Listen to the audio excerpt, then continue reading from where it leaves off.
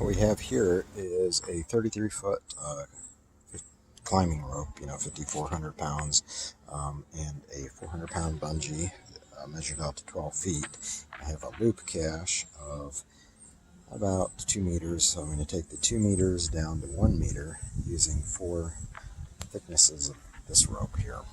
And then here we have an additional 2 little ends here that I can actually tie when I tie this one in to actually shorten this length up and offer a little bit less bungee area. I also taped it up here so that it wasn't such a mess, and we'll see how she works. Here's the completed rope. You don't need a bunch of tying. You just need to whip that around 4 times, get 4 ropes or 4 bungees onto that rope, under the loop cache to shorten it up by half. You got the 2 bungees plus the 1 black 1/2 inch. This would hold about 6,000 pounds. I'm going to use, instead of a standard anchor, I'm going to use a 2x10 joist with 8 screws minimum, plus an additional probably 1 to 4, 2 to 4, something like that. Here I just picked up on Lowe's head was a 6 screw joist, which holds 33,000 pounds. The screws themselves will hold about 650 pounds to 750 pounds, meaning that you need at least 8 of them to get your 5,000 pulling it. And of course, you would not put it in the faceboard up there because that's just decorative.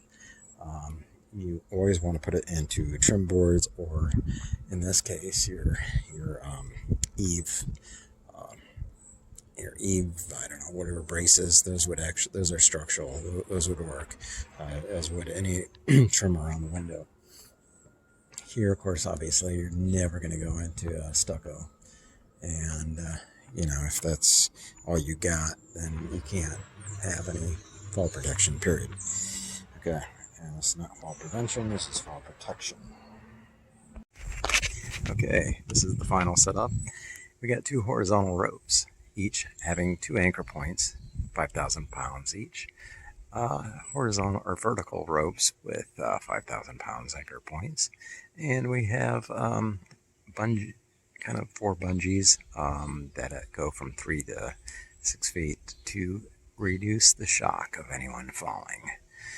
Therefore, the actual anchor points will hopefully only have a few hundred pounds, maybe 700 for a 220-pound person falling.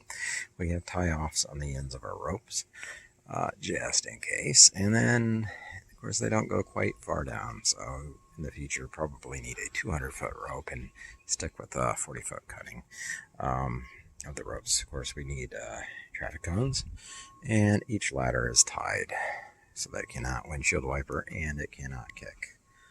Okay, there are also anchor points in the Pachysandra that allow this. The ideal cord would be 300-pound rope to tie the ladders. I'm not using 300 pounds. Why? Because I don't really think you're ever going to get 300 pounds.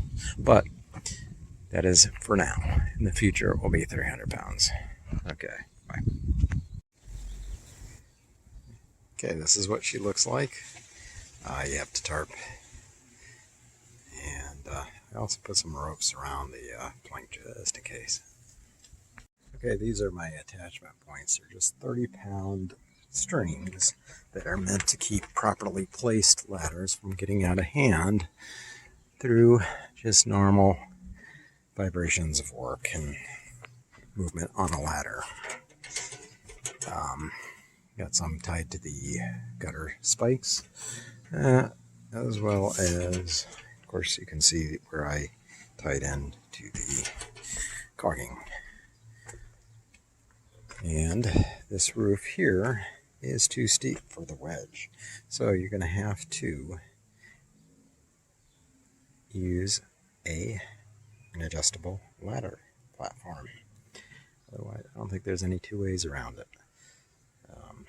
Then I will probably proceed to tie the ladder to the gutter, and I will use 2 ladder S-hooks.